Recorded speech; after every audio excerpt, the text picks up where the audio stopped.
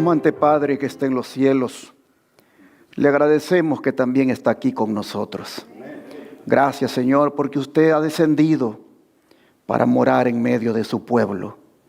Le suplicamos, Señor, que todos los ángeles que hay aquí y nosotros tengamos ese gozo dado por el Espíritu Santo para alabarle y adorarle en espíritu y en verdad. Amén. Le queremos pedir que pase por alto nuestras transgresiones, que en la sangre de Cristo usted nos perdone de toda iniquidad y que nos conceda el privilegio ahora de ser alimentados con su palabra, de disfrutar de su presencia y recibir de su santidad. Amén. Se lo pedimos en el nombre de Jesús. Amén. Este día les traigo otro mensaje de preparación para la venida del Señor. Desde hace muchos años, el Señor me puso en mi corazón que yo debía preparar a un pueblo para la venida del Señor. Y me he caracterizado por predicar mensajes de amonestación, de exhortación y de preparación para ese encuentro con Cristo Jesús. Así que hoy no será la excepción. El tema lo he titulado, como ustedes pueden ver en la pantalla, La crisis final revelará lo que hoy no queremos ver. Y es que, hermanos, hay cosas que solo descubrimos cuando llega la crisis. Mientras todo marcha bien, podemos pensar que somos fuertes. Mientras no hay presión, podemos pensar que nuestras convicciones son sinceras, son profundas. Mientras obedecer no cuesta demasiado, podemos pensar que nuestra fidelidad es inquebrantable. Mientras nadie amenaza nuestra comodidad, podemos decir, yo permaneceré firme, yo permaneceré fiel.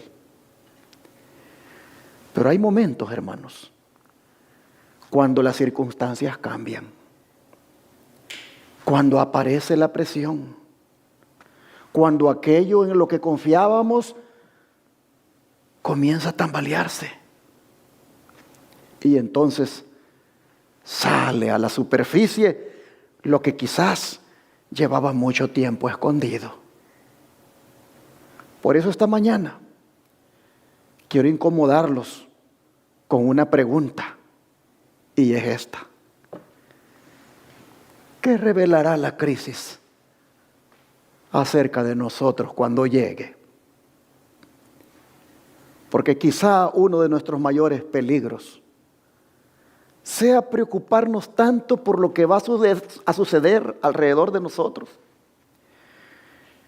que nunca permitamos que Dios nos muestre lo que está sucediendo dentro de nosotros.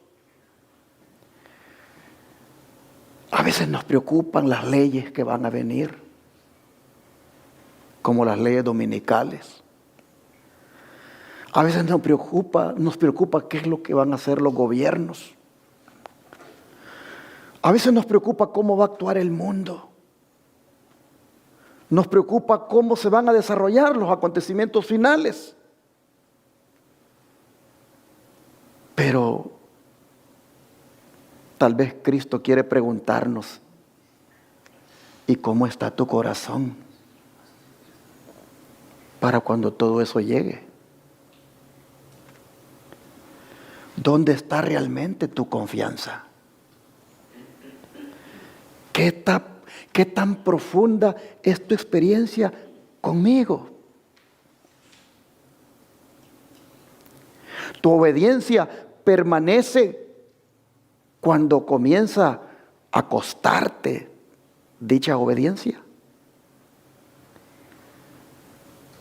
¿Lo que profesas públicamente corresponde con lo que eres cuando nadie te está mirando? Porque, como dije, hermanos, puede llegar el momento cuando la crisis externa simplemente haga visible una crisis espiritual que ya existía por dentro. Y hay una experiencia en el Antiguo Testamento que ilustra de una manera impresionante todo esto que estoy diciendo. Es una historia antigua con una advertencia para el último tiempo. Se trata del pueblo de Israel. Israel estaba en guerra contra los filisteos. Y no estamos hablando de cualquier nación, estamos hablando del pueblo del pacto. Había visto las intervenciones de Dios en su historia. Tenía el santuario, tenía sacerdotes, tenía la ley de Dios, tenía promesas, tenía una identidad espiritual que ninguna otra nación poseía. Y en medio de ellos se encontraba uno de los objetos más sagrados relacionados con el santuario, como era el arca del pacto. Pero entonces ocurrió algo inesperado. Israel salió a combatir contra los filisteos y perdió. Abramos la Biblia en 1 de Samuel, capítulo 4, versículo 2.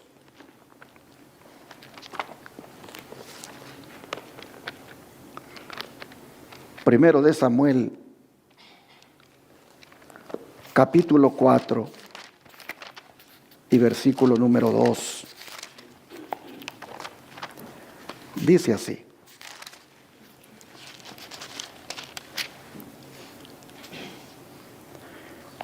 y los filisteos presentaron la batalla a Israel, y trabándose el combate, Israel fue vencido delante de los filisteos, los cuales hirieron en la batalla, en el campo, ¿como a cuántos, hermanos? 4,000 hombres. 4,000 hombres. A ver, Eliseo, si me lo pone ahí la imagen. 4,000 hombres. Qué derrota más humillante para el pueblo de Dios. Una derrota lo suficientemente seria para producir una pregunta. Porque cuando el ejército regresó al campamento, mire lo que los ancianos dijeron. Versículo 3. Estamos en 1 Samuel 4, versículo 3.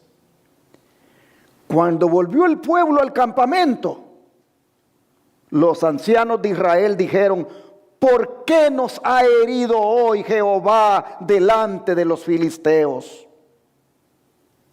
Traigamos a nosotros de Silo el arca del pacto de Jehová, para que viniendo entre nosotros nos salve de la mano de nuestros enemigos.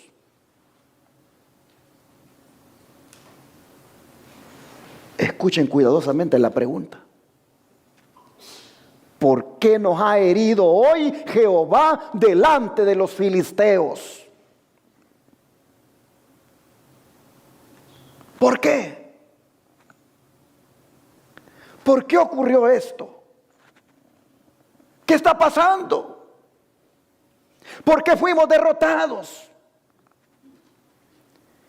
Y esa era precisamente la pregunta que necesitaban hacer. Pero había otra pregunta que debieron haberse hecho inmediatamente después de pasar esta experiencia. Y es esta: Señor, ¿hay algo en nosotros que necesita cambiar? Ese era el momento para detenerse. Ese era el momento para examinarse. Ese era el momento para humillarse delante de Dios. Ese era el momento para preguntarse si había pecado en el campamento o no. Ese era el momento para buscar a Jehová. Pero ellos hicieron algo completamente diferente. Después de preguntar por qué habían sido derrotados, dijeron, ¿qué cosa dijeron?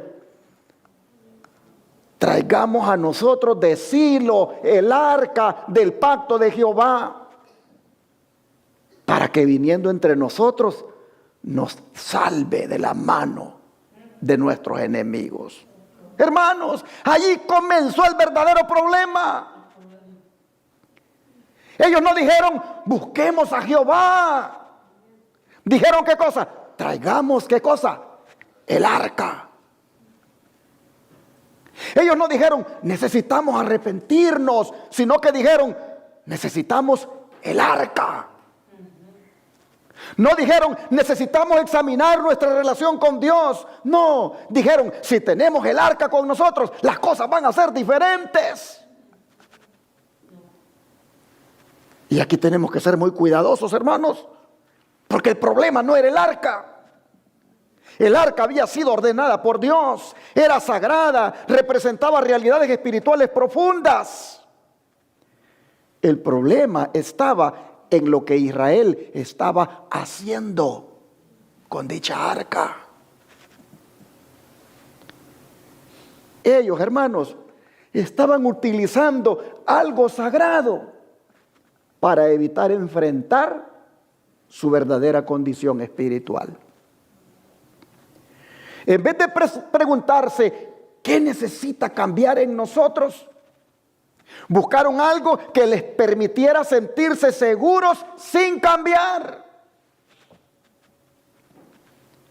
Y entonces, mis hermanos, el arca llegó. El arca llegó al campamento. Pero el versículo 4 añade un detalle importante. Leamos.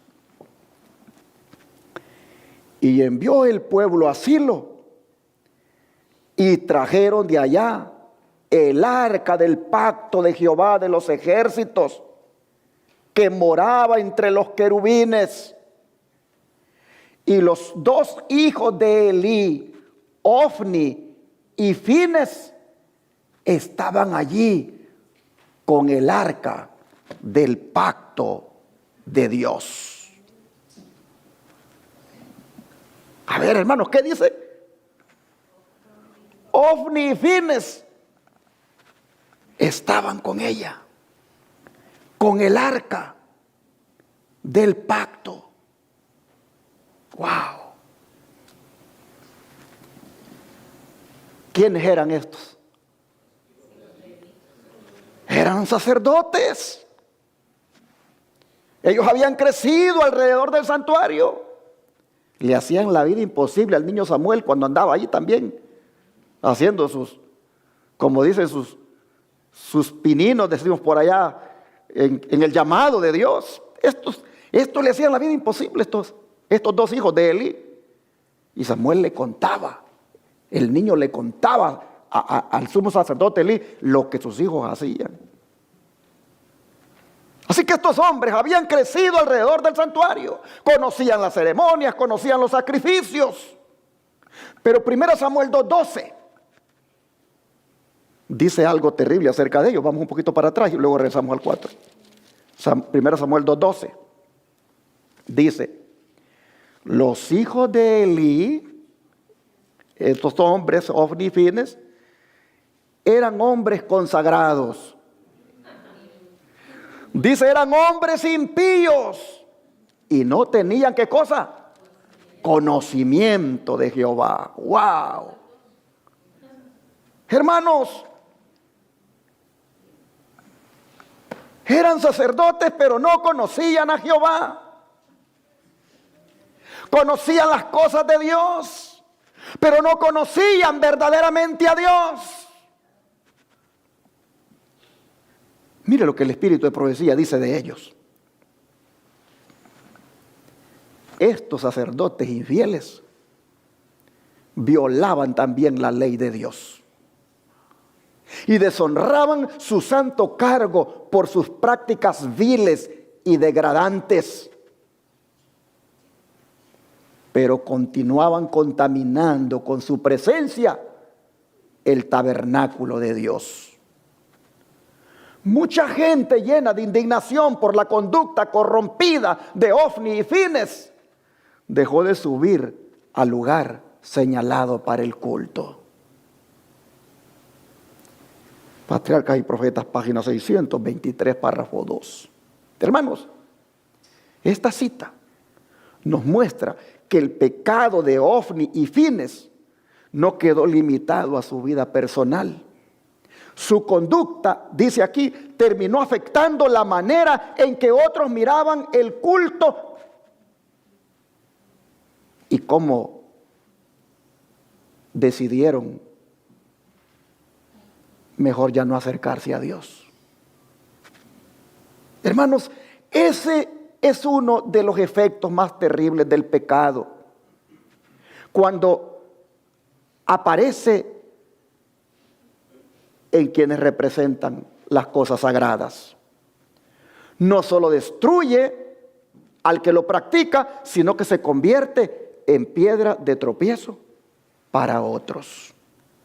Por eso nuestra vida, mis hermanos, nuestra vida nunca es solamente un asunto privado. Nuestra conducta puede acercar personas a Dios o alejarlas de Él. ¿Qué hicieron los hermanos en la iglesia cuando Ofni y Fines la dirigían? Ya no quisieron ir al culto. Eran líderes corruptos de la iglesia. La conducta no solamente los corrompía a ellos, sino que corrompieron la iglesia y afectó a los miembros. Pero mire lo que sigue diciendo el don de profecía. ¿Cómo esto debemos nosotros aplicarlo? El ejemplo que deben dar los que sirven en las cosas santas debe ser de tal carácter que induzca al pueblo a reverenciar a Dios y a temer ofenderle. Cuando los hombres que actúan en nombre de Cristo para proclamar al pueblo el mensaje divino de misericordia y reconciliación usan su sagrada vocación como un disfraz para satisfacer sus deseos egoístas o sensuales, se convierten en los agentes más eficaces de Satanás. Como Ofni y Fines, inducen al pueblo a aborrecer el sacrificio a Jehová. Ya está aquí aplicándolo a nosotros cuando tenemos alguna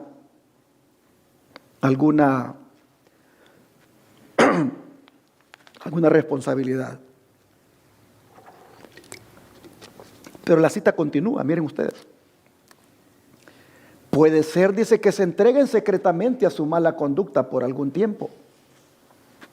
Pero cuando finalmente se revela su verdadero carácter, la fe del pueblo recibe un golpe que a menudo resulta en la destrucción de toda fe en la religión. Y queda en su mente desconfianza hacia todos los que profesan enseñar la palabra de Dios. Reciben con dudas el mensaje del siervo verdadero de Cristo. Se preguntan constantemente, ¿no será este hombre como aquel que creíamos tan santo y que resultó tan corrupto? Así pierde la palabra de Dios todo su poder sobre las almas de los hombres.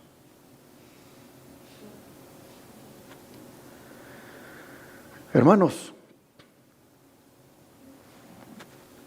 a veces, como dicen, por uno pagamos ¿cuántos? Un pastor se robó no sé cuánto de dinero en un lugar y ahora todos somos sospechosos. Ahora la desconfianza nos brota. Sí, porque lamentablemente hay uno que en el nombre de Dios, utilizando el nombre de Dios y con una postura de ministro, hace sus cosas de sinvergüenza y le roba a las personas. Y esto dice aquí, repercute en el pueblo, porque esos son, dice, como Ofni y Fines. Hay tres expresiones de estos dos párrafos que hemos leído que quiero ponérselas acá porque quiero que reflexionemos en ellas. La primera dice que estos líderes o ministros usan su sagrada vocación como ¿qué? Como un disfraz. ¡Wow! Es decir, exteriormente representan a Dios, pero privadamente viven contradiciendo lo que predican. Hermano, la hermana White aquí está prácticamente describiendo una apariencia espiritual terrible. Una apariencia que puede llegar a esconder una vida que no ha entregado a Dios. Miren, Ofni y Fines seguían ocupando el puesto en la iglesia.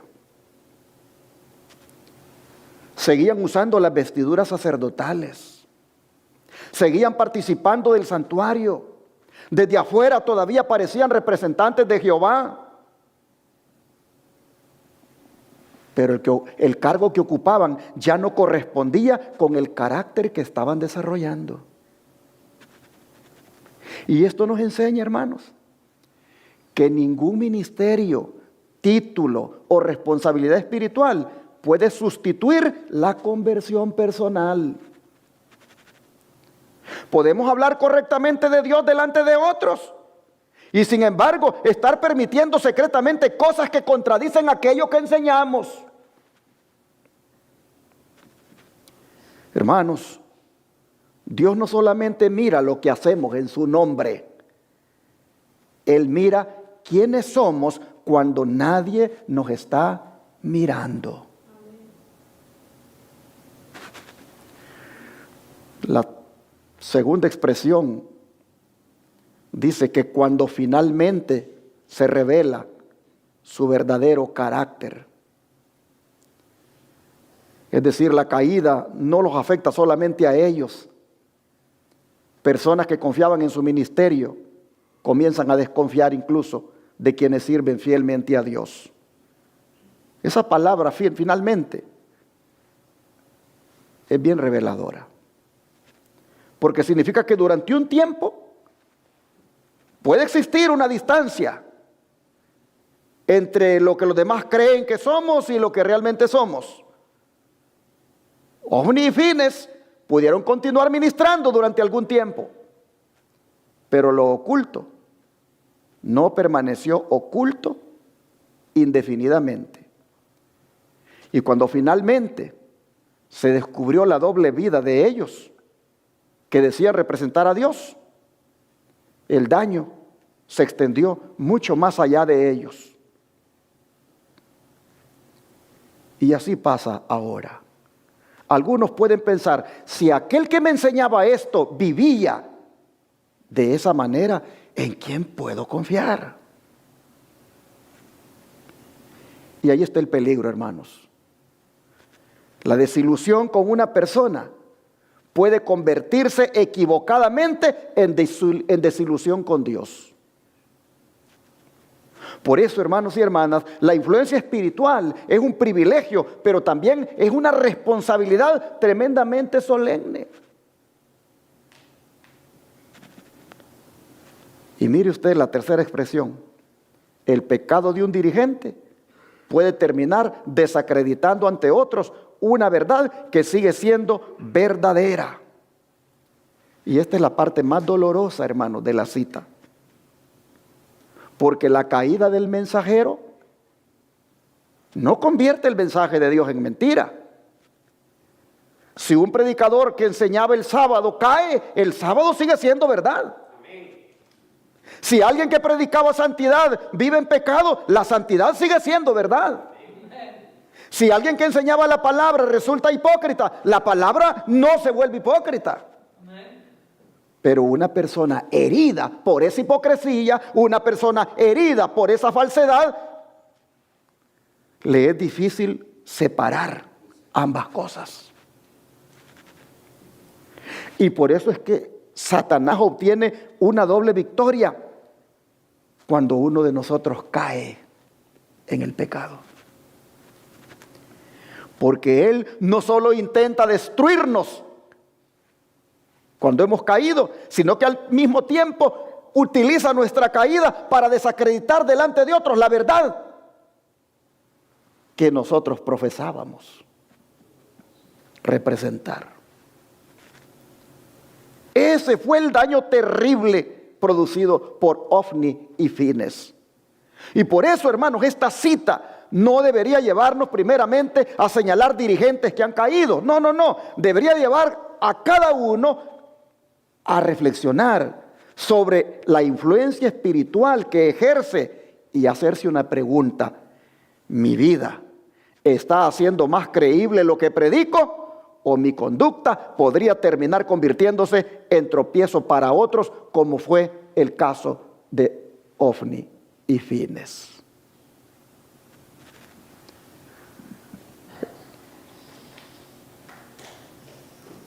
Necesitamos de verdad reflexionar en estas cosas, porque hay veces que nos descuidamos y de repente en la iglesia somos una cosa, pero en el trabajo somos otra, en el colegio somos otra, en la casa somos otra, en el vecindario somos otra.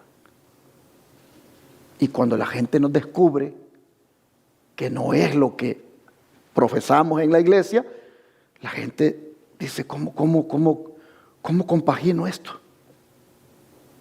Porque me enseña una cosa, pero no vive lo que me enseña.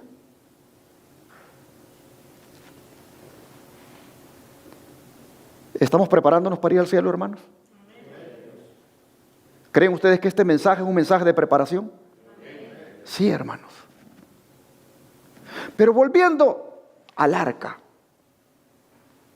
¿qué pasó con ella cuando estos hombres decidieron llevarla al campo de batalla? Vamos a leer el versículo 5 de 1 Samuel 4.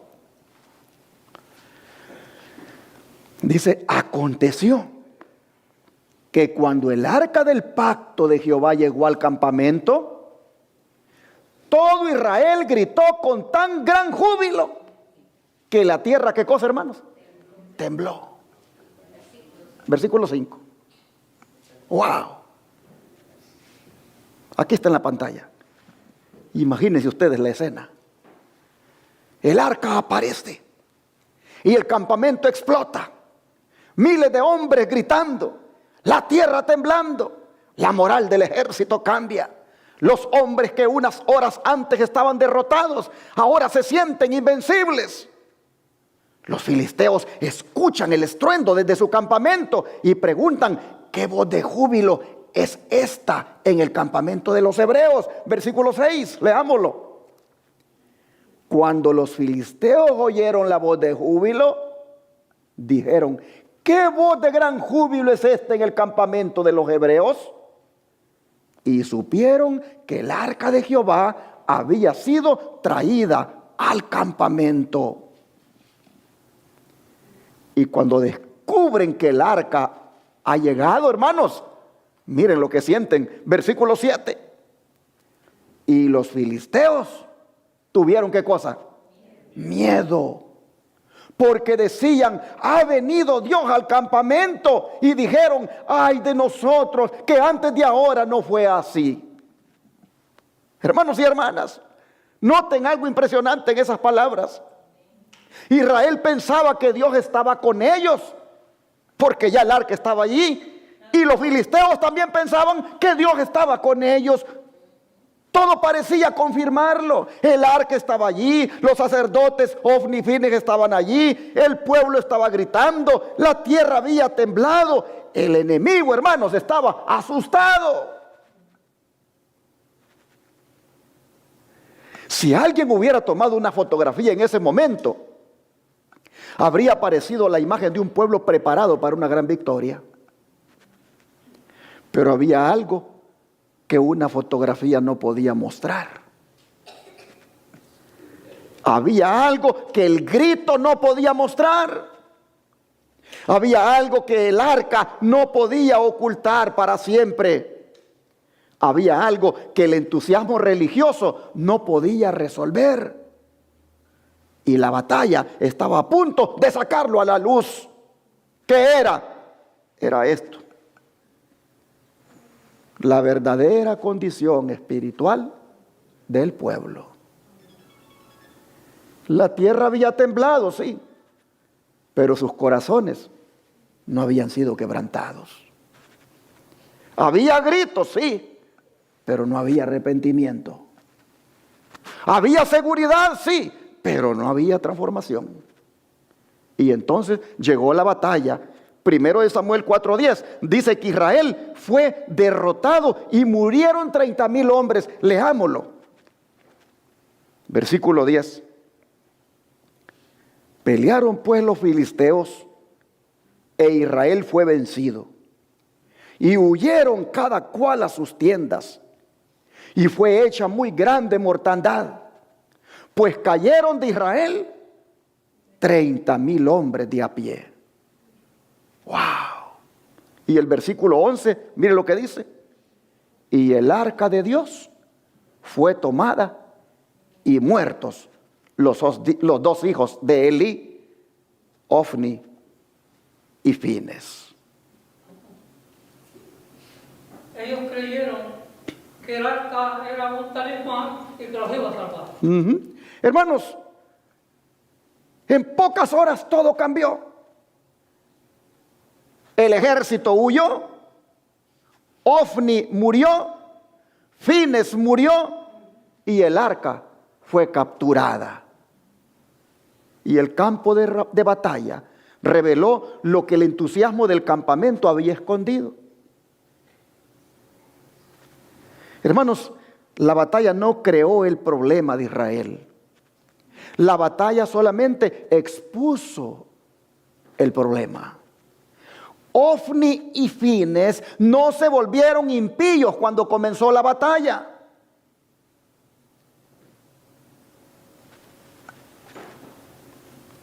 Ellos ya lo estaban siendo.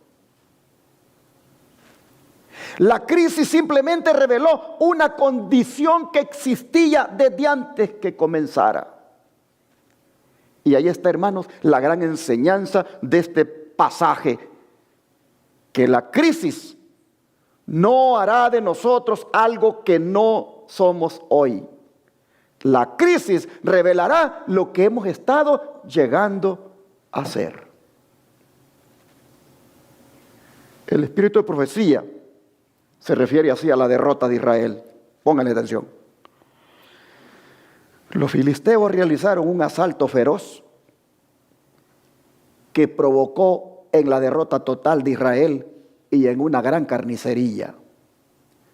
30,000 hombres quedaron muertos en el campo y el arca de Dios fue tomada. Los dos hijos de Elí perecieron mientras luchaban por defenderla. Así quedó en las páginas de la historia un testimonio para todas las edades futuras, a saber que la iniquidad del pueblo que profesa seguir a Dios no quedará impune. Cuanto mayor sea el conocimiento de la voluntad de Dios, tanto mayor será el pecado de los que la desprecien. Y aquí, hermanos, hay una advertencia especialmente seria para nosotros que hemos recibido mucha luz. Miren, hermanos, Dios considera nuestra responsabilidad en proporción a lo que conocemos. Israel no podía alegar ignorancia. Había recibido evidencias, instrucciones y privilegios extraordinarios. Por eso la luz los hacía muy responsables. Porque, hermanos, entre más claramente uno conoce lo que Dios espera de uno, más solemne se vuelve la decisión de resistirlo conscientemente. El privilegio espiritual, hermanos, nunca debe producir presunción, deben producir más bien humildad, obediencia y dependencia de Dios. ¿Cuántos lo creen? Pero sigamos leyendo el don de profecía. Mire lo que sigue diciendo. Había caído sobre Israel la calamidad más horrorosa que pudo haberle ocurrido. El arca de Dios había sido tomada y estaba en posesión del enemigo.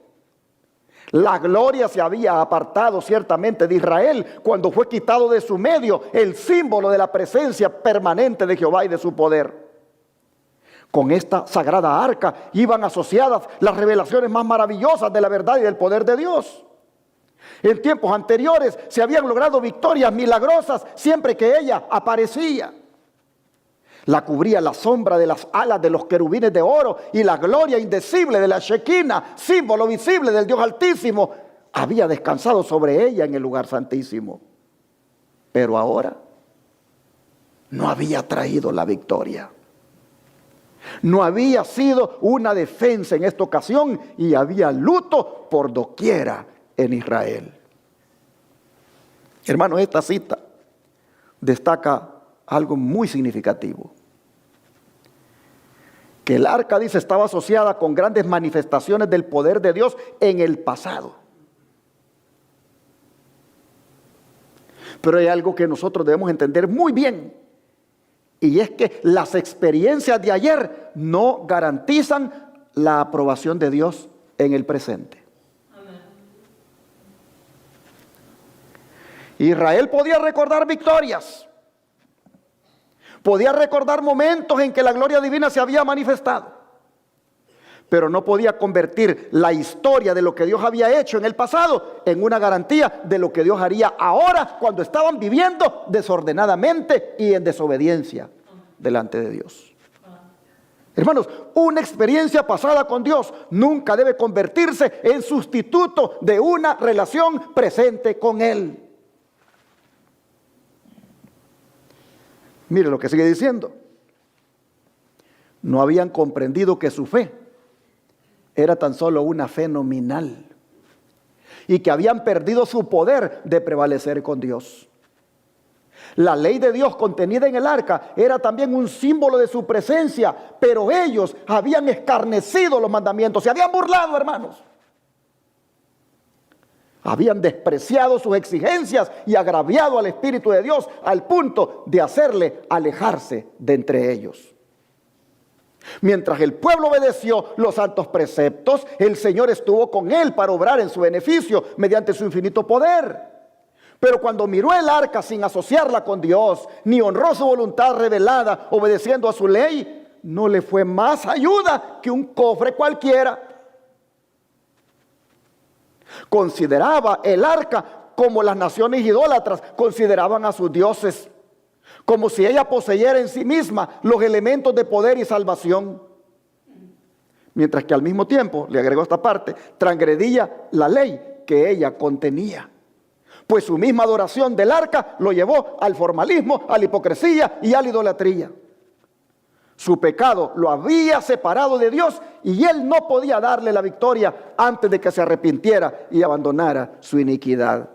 En otras palabras, como dijo mi hermano hace un momento, habían hecho del arca un talismán de buena suerte, un amuleto.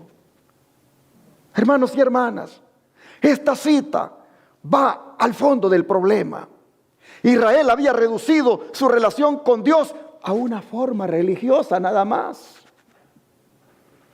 Conservaba el símbolo de la presencia, sí, pero había rechazado aquello que el símbolo representaba, como era la autoridad y la voluntad de Dios. Y esto es solemne, hermanos, porque no podemos reclamar las promesas de Dios mientras deliberadamente rechazamos su gobierno sobre nuestra vida. La verdadera fe, mis hermanos, no consiste en rodearnos de cosas sagradas. Tengo esta Biblia y la tengo de adorno, bien hermosa. Tengo estos 10 mandamientos en este cuadro y yo pues predico de ello. Hermanos, no podemos reducir a cosas sagradas la verdadera fe, sino en permitir que Dios gobierne nuestras decisiones mediante una obediencia nacida de una relación verdadera con Él. Mire lo que sigue diciendo el don de profecía. No bastaba que el arca y el santuario estuvieran en medio de Israel. No bastaba que los sacerdotes ofrecieran sacrificios y que los del pueblo se llamaran los hijos de Dios. El Señor no escucha las peticiones de quienes albergan iniquidad en el corazón. Está escrito: la oración le es abominable al que aparta su oído para no escuchar la ley.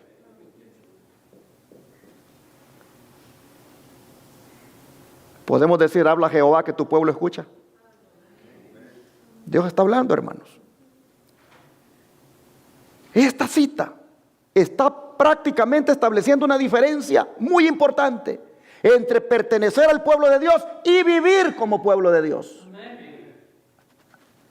Israel conservaba el nombre, conservaba el culto, las formas religiosas, pero Dios estaba mirando algo más profundo. Y era la disposición del corazón frente a su voluntad. Y Proverbios 28:9, la cita que está al final en anaranjado, lo hace todavía más solemne. Porque, hermanos, dice claramente que no podemos pretender escuchar a Dios en oración mientras conscientemente cerramos nuestros oídos cuando Él nos habla mediante su ley. Llámese su ley, los 10 mandamientos, o su palabra, que también es llamada ley. Hermanos, la verdadera comunión con Dios incluye tanto hablarle como estar dispuestos a obedecerle. De manera, hermanos y hermanas, que la crisis reveló ¿qué cosa? La verdadera condición de Israel. Eso es lo que hace la crisis. Pero aquí comienza a aparecer la advertencia para nosotros. Porque llegará un momento, hermanos, cuando no va a ser suficiente parecer preparados.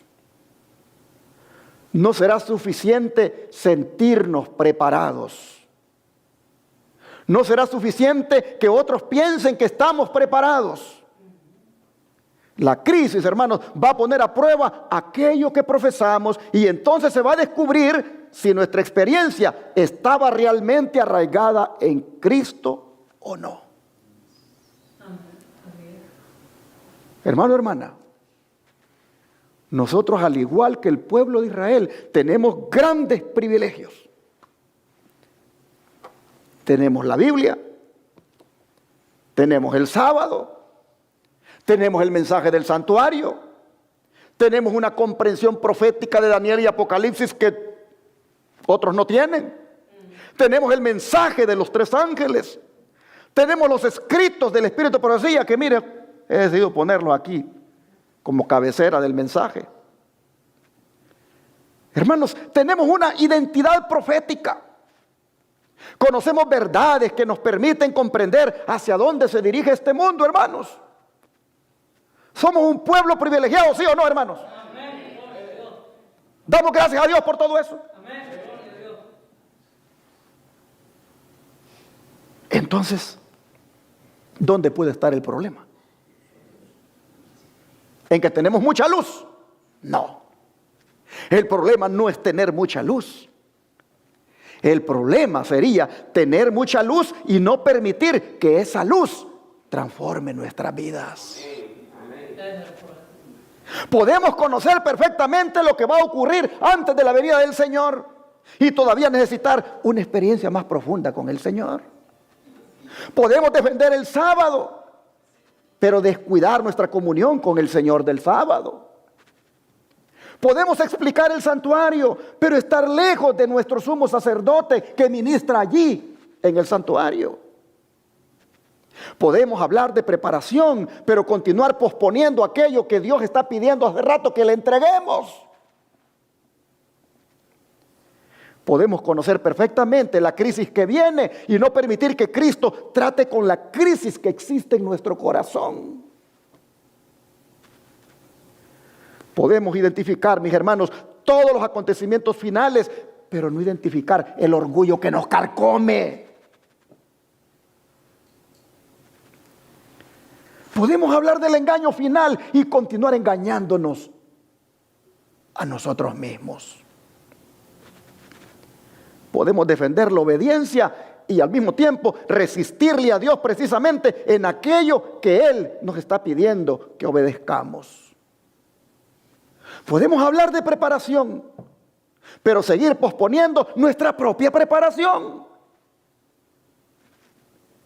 Y por eso esta mañana no quiero que nuestra mirada esté puesta en el mundo y en lo que va a pasar en el mundo. No. Quiero, hermanos, que este mensaje que les he traído funcione como un espejo y que cada uno se pregunte esto: Señor, ¿hay algo en mí que hoy no quiero ver? Porque, hermanos, si hay algo en nosotros que no queremos ver, es mejor que Cristo nos los muestre ahora. ¿Cuántos están de acuerdo? Hermanos, es mejor que Cristo nos muestre ahora lo que no queremos ver antes que llegue la crisis y la exponga después. Es mejor descubrir hoy que nuestra comunión está debilitándose. Es mejor descubrir hoy que estamos dependiendo demasiado de nuestra identidad religiosa. Es mejor descubrir hoy que hay pecados que estamos justificando. Es mejor descubrir hoy que nuestra fe se ha vuelto superficial. Es mejor, hermanos, que la palabra nos quebrante hoy que esperar a que la crisis nos desnude mañana en cómo estábamos con Dios. Ese fue el peligro, hermanos, en el que Israel cayó. Después de la primera derrota, que fueron 4,000 los que cayeron, Dios le estaba dando a Israel una oportunidad para detenerse y examinarse. Pero ellos prefirieron sentirse seguros antes que ser transformados. Hermanos, no cometamos el mismo error. A veces nos pasan algunas cosas.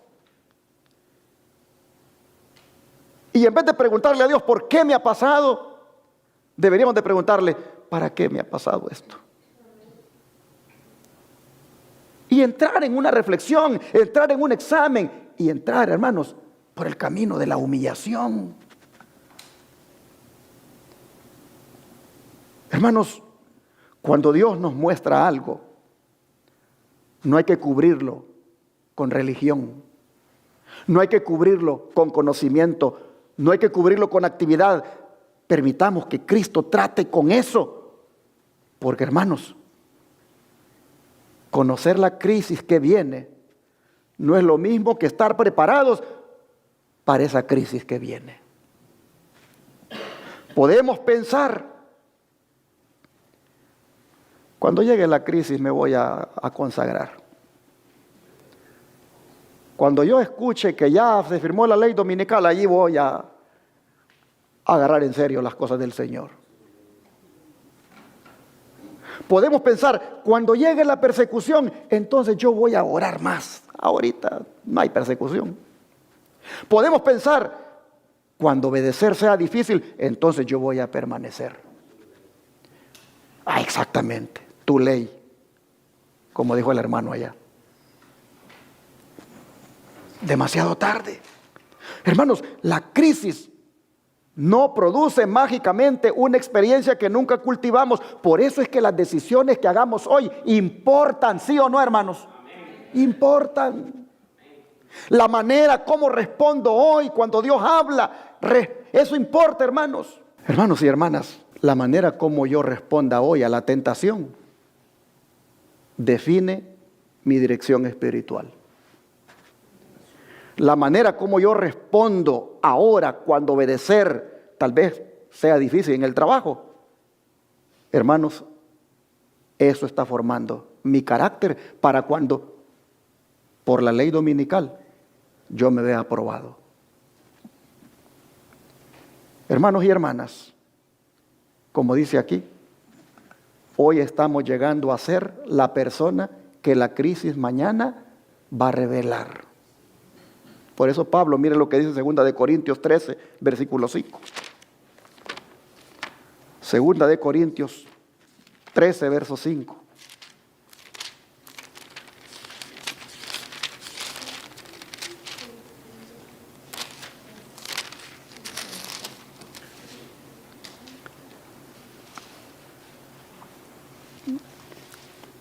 Dice así: examinaos a vosotros mismos si estáis en la fe. Probaos a vosotros mismos, o no os conocéis a vosotros mismos que Jesucristo está en vosotros, a menos que estéis reprobados. Wow. 2 Corintios 13, 5. Hermanos, examinaos a vosotros mismos si estáis en la fe. Probaos a vosotros mismos. Dice aquí que hay que examinar al hermano Sergio. Dice aquí que hay que examinar al hermano Puente. Dice aquí que hay que examinar allá al hermano Palma. Dice que nos examinemos. ¿Quiénes? Nosotros mismos. Cuando tú dices, ay, qué lástima que no vino la hermana para que hubiera oído este sermón, entonces no está funcionando, porque tú estás pensando en otro, no estás pensando en ti. Tú estás buscando que cómo va a examinar ese mensaje aquel que no vino tristemente, cómo lo hubiera examinado. Pero cómo te está examinando a ti, mi hermano, hermana. No examinemos a los demás, mis hermanos. Examinémonos nosotros. Preguntémonos esto: ¿mi experiencia con Dios es real? ¿Estoy viviendo lo que conozco? ¿Hay algo que Dios me lleva tiempo pidiendo que le entregue y no se lo he entregado? ¿Estoy confiando verdaderamente en Cristo? Hermanos y hermanas, es mucho mejor descubrir nuestra necesidad hoy que esperar a que una crisis la exponga mañana, como ocurrió con el pueblo de Israel allá en aquella batalla. Mire lo que dice el don de profecía. El tiempo de angustia, cual nunca fue después que hubo gente, va a iniciar ¿cuándo, hermanos? Pronto. Y para entonces vamos a necesitar tener una experiencia que hoy por hoy, ¿qué cosa? No poseemos. Y que muchos no pueden lograr debido a su ¿qué? A su indolencia. Sucede muchas veces que los peligros que se esperan no resultan tan grandes como uno se los había imaginado. Pero esto no es el caso respecto de la crisis que nos espera. La imaginación más fecunda no alcanza a darse cuenta de la magnitud de tan dolorosa prueba. En aquel tiempo de tribulación, cada alma deberá sostenerse por sí sola ante Dios. Si Noé, Daniel y Job estuvieran en el país, vivo yo, dice Jehová el Señor, que ni a hijo ni a hija podrán ellos librar por su justicia, tan solo a sus propias almas librarán. ¡Wow! Hermanos, esta cita, Colecto de los Siglos, página 107, está enfatizando algo diferente a lo que ya vimos. Y es que, hermanos, la crisis final hará imposible depender espiritualmente de otra persona. Llegará un momento, hermano, hermana, en que la experiencia de tu padre o tu madre no te va a servir. Llegará un momento, hermano, hermana, en que la experiencia del pastor, de la iglesia o de quienes nos rodean no va a poder sustituir nuestra propia experiencia. Por eso la preparación es profundamente personal. La fe que vamos a necesitar entonces tiene que aprender a sostenerse ahora en Dios. Porque nadie va a poder prestarnos en la crisis aceite para nuestras lámparas. Nadie. La experiencia que vamos a vivir, hermanos, va a ser una experiencia muy nuestra. Y por lo tanto debemos prepararnos ahora antes de ella con suficiente aceite sobre nuestras lámparas. Es decir, con suficiente presencia del Espíritu Santo. Y aquí, hermanos y hermanas, quiero ir terminando este mensaje, llevándolos a que miremos a Jesús. Porque Pablo dijo en 2 Timoteo 1, versículo 12, lo siguiente. 2 de Timoteo 1, versículo 12.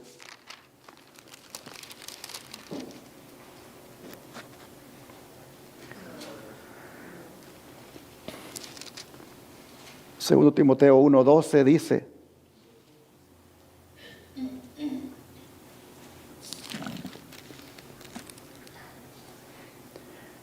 por lo cual asimismo padezco esto, pero no me avergüenzo, porque yo sé a quién he creído.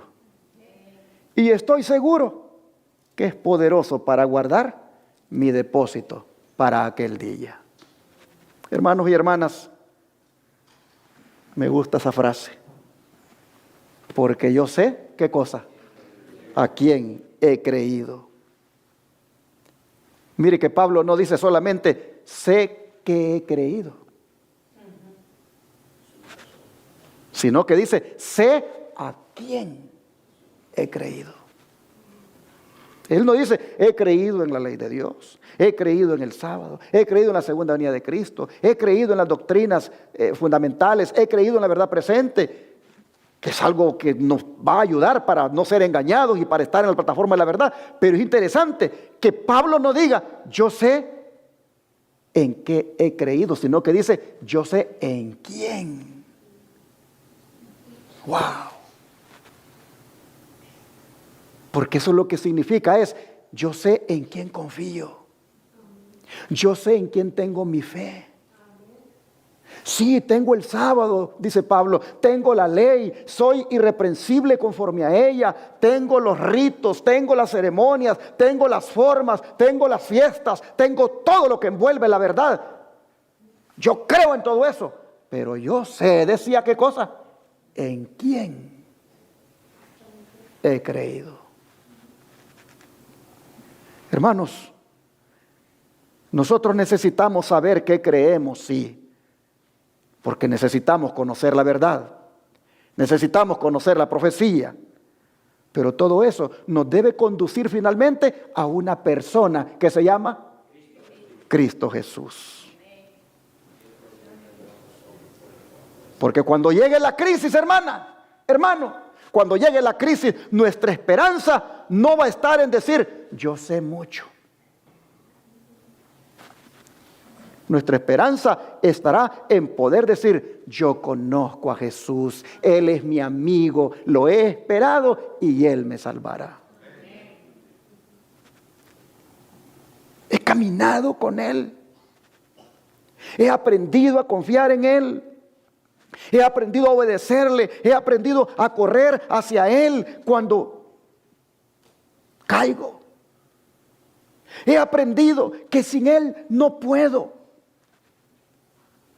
Por eso, hermanos y hermanas, el llamado esta mañana no es ténganle miedo a la crisis final. No. El llamado es conozcamos profundamente a Cristo antes de la crisis final.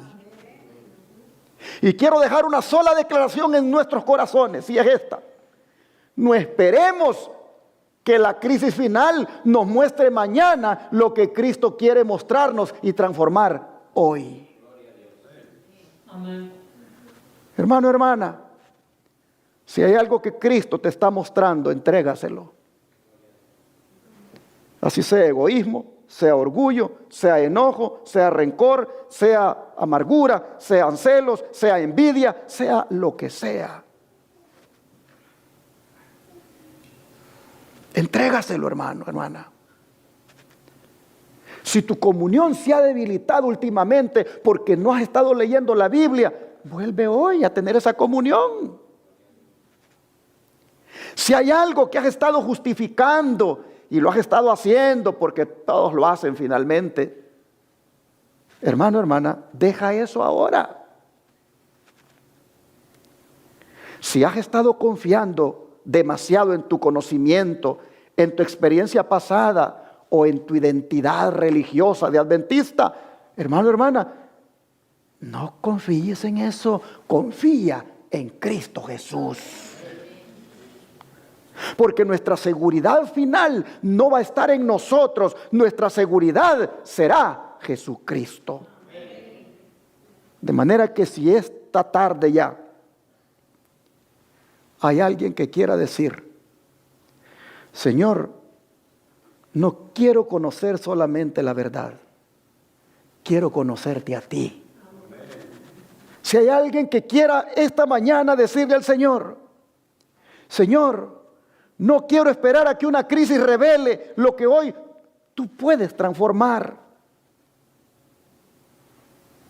Y si alguien hoy, reconociendo que tiene deficiencias de carácter, reconociendo que en algo se ha descuidado en su relación con Dios, reconociendo que tiene toda la verdad, pero su relación con el Señor de la verdad es escasa.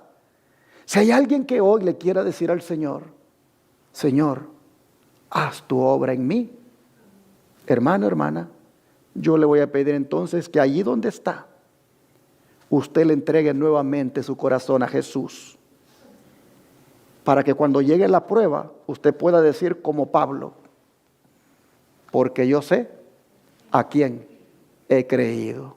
¿Cuántos quieren rendir su vida a Cristo en este día, hermanos? ¿Cuántos quieren caer de rodillas y decirle al Señor, hoy quiero que transformes mi vida, hoy quiero que cambies mi corazón? Aquellos que quieran rendirse a los pies de Cristo de rodillas, háganlo, porque yo voy a orar por ustedes. Vamos a orar, hermanos, para que cuando la crisis llegue, revele que estábamos con Cristo. Oremos. Padre nuestro, ahora usted nos ha hecho ver de una historia antigua toda una advertencia de lo que puede pasar con nosotros como pueblo, con el vasto conocimiento que tenemos y con inclusive la ley de Dios que tanto defendemos y que incluso predicamos. Hoy usted nos está haciendo ver que todo es importante cuando se trata de las verdades, cuando se trata de las doctrinas, cuando se trata del conocimiento. Pero sin comunión contigo, sin relación íntima a través de la oración y el estudio de la palabra, sin obediencia, sin entrega, sin una vida rendida,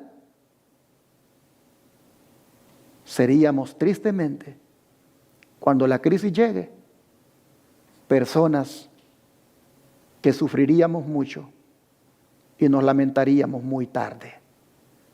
Por eso en esta hora, con las rodillas dobladas, le decimos, perdónenos las veces que hemos sido negligentes, perdónanos las veces que hemos sido indiferentes, perdónanos las veces que hemos hecho jactancia de tener la verdad, pero nos hemos alejado del Señor de la verdad. Perdónenos las veces que hemos albergado en el corazón rechazo hacia alguien, amargura, rencor, codicia, egoísmo y tantas cosas, Señor, que son semillas venenosas que crecen en nosotros. Este día, Señor, aquí de rodillas, le rendimos nuestra vida. Le rendimos nuestra mente, nuestros ojos, nuestros oídos, nuestra boca, nuestro corazón. Le rendimos todo lo que somos, Señor, para que usted lo purifique, lo santifique y lo prepare para cuando la crisis llegue. Que cuando llegue la crisis, Señor, nosotros podamos decir como Pablo, nosotros sabemos en quién hemos creído. Y por lo tanto, en esta crisis, Él está con nosotros. Señor, ayúdenos a entender el mensaje y a ponerlo por obra. Se lo suplicamos en el nombre de Jesús. Amén. Y ahora les invito a ponerse de pie para cantar el último himno. Y voy a hacer todavía una oración final después de ese himno, para entregar completamente el servicio a nuestro Dios. El último himno que vamos a entonar, las hermanas van a pasar a dirigirlo, es el número 93, creo.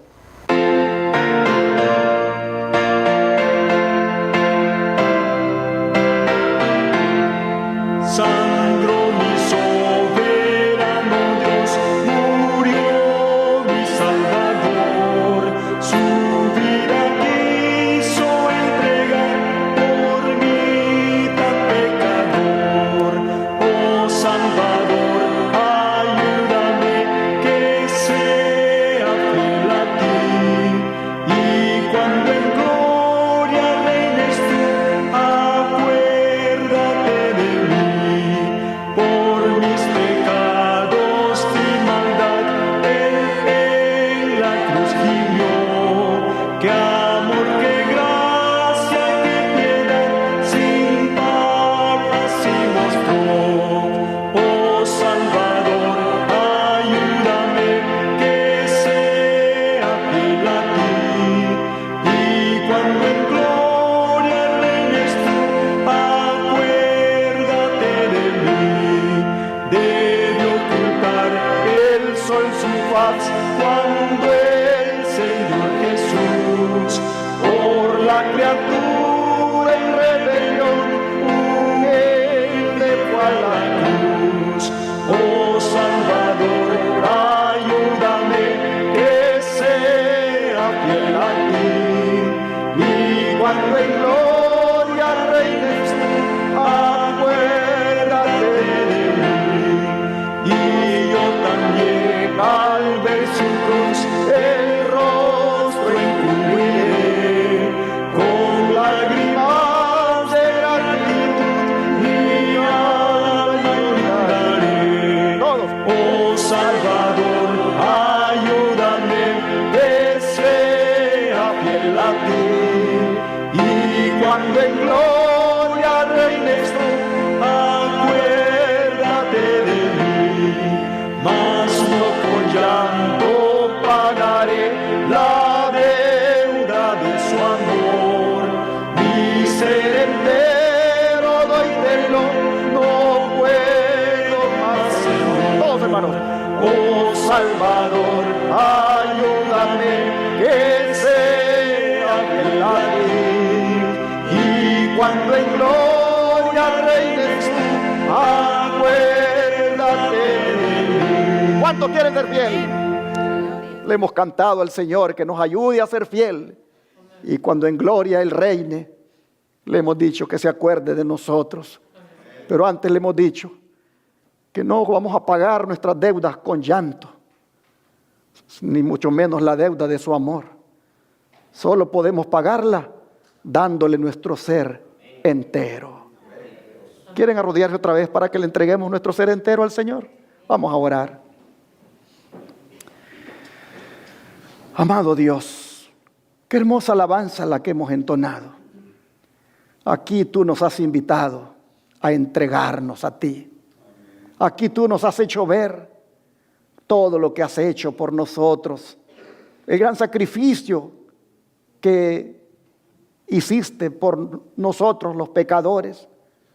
Nos has hecho ver de que no podemos pagarte nunca con llantos la deuda de tu amor, pero sí dándote nuestro hacer, dándote nuestra vida. Y yo estoy seguro, Señor, que ni con eso te pagamos, pero por lo menos entregándote nuestra vida, podemos ser fieles a ti. Y aquel día glorioso, aquella mañana, cuando vengas en las nubes, podremos fielmente decir, este es nuestro Dios, le hemos esperado y Él nos salvará. Padre, en esta hora nos entregamos nuevamente a ti, te rendimos nuestra vida y te pedimos que nos ayudes a ser fieles. Te lo rogamos en el nombre de Jesús. Amén.